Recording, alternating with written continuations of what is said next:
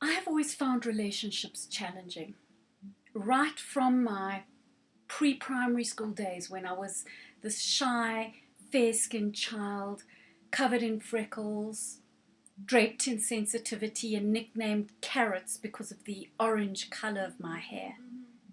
I didn't excel at anything, not on the sports field, in the classroom, nor socially. I lacked self-confidence and nursed a firm and immutable belief that I was somehow not good enough, not smart enough, not popular enough, not dynamic enough, not interesting enough. I came to this conclusion at a very young age, and having a brilliant older sister who won all the top student prizes did little to disabuse me of this belief. At 20, after completing my undergrad degree, in which I majored in psychology, I decided to follow my father and my grandfather, hope you can see that, into the practice of law. I did it less out of inspiration and more out of a desire to get as far away from those feelings of inadequacy as I possibly could. I reckoned that if I was a lawyer, I would finally be seen and heard and respected and admired.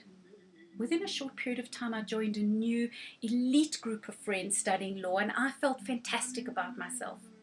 I had succeeded in wrapping myself in a totally new package, a far more powerful and articulate version of myself, and it seemed the world bought into it. I got articles at the then top firm of attorneys in the country on my very first interview.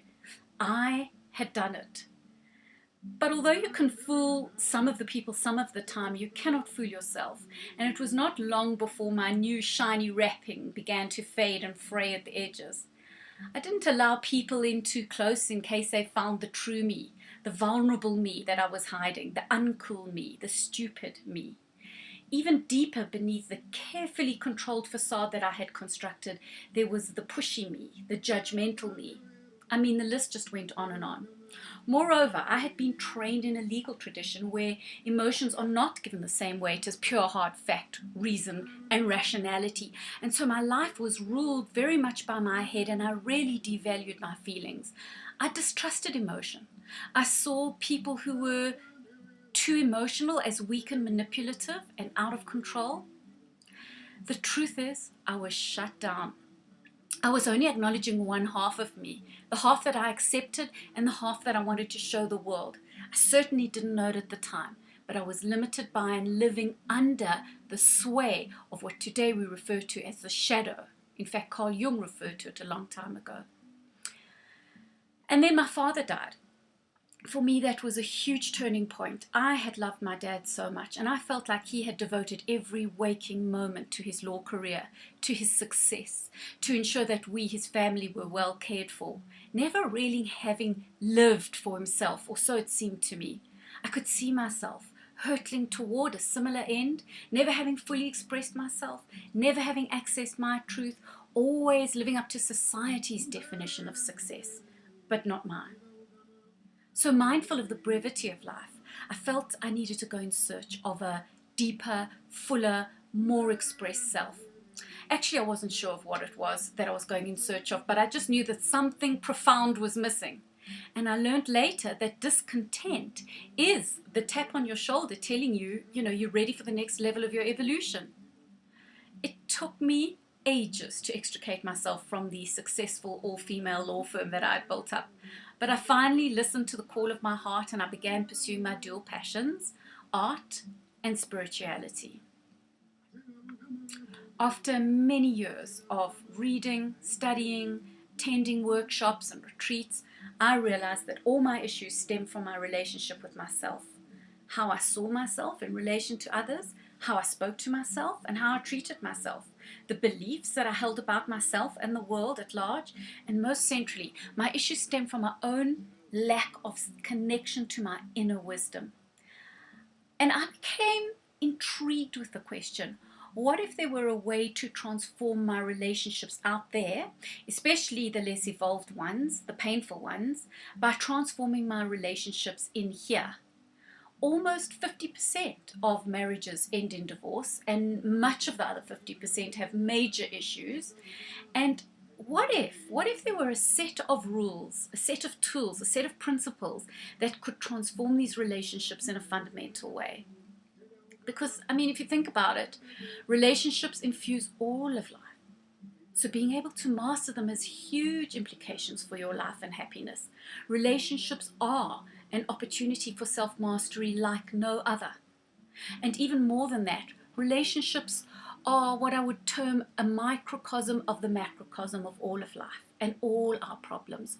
All the problems of humanity can be traced back to our relationships with ourselves, to our relationships with one another, and to our inner spirituality. And for me, that was a huge aha moment.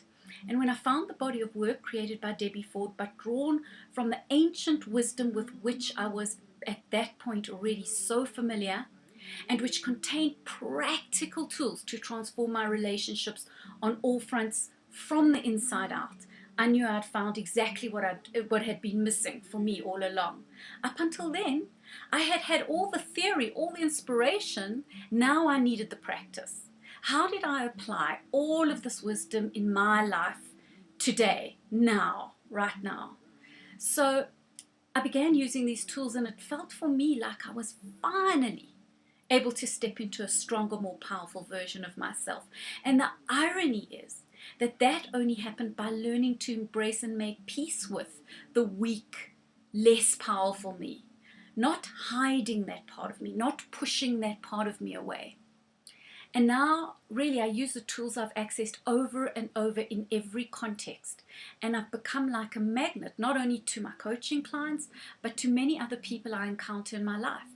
It's enabled me to see the immense potential we all have for connection, to feel an open heart toward humanity, to have compassion for our struggles, our losses, our weaknesses, and our failures.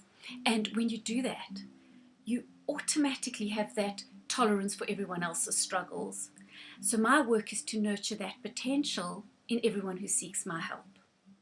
And best of all, I've become self-referring, self-validating, so I no longer have to look into the eyes of others for my validation. And that has been hugely freeing. I don't have to be a famous lawyer to feel like I matter or I have a place. Ultimately, I've realized that it was my approval that I've been seeking all along. And I now know I am enough. Even when I fail, especially when I fail, that's when I need my approval the most. So as Ram Dass, also known as Professor Richard Alpert, one of my greatest influences, once said, if you are like that little child with your nose pressed up against the window, watching everyone else outside playing, too scared to emerge from the safety of your inner limiting beliefs, then I say to you, come out and play. You won't regret it.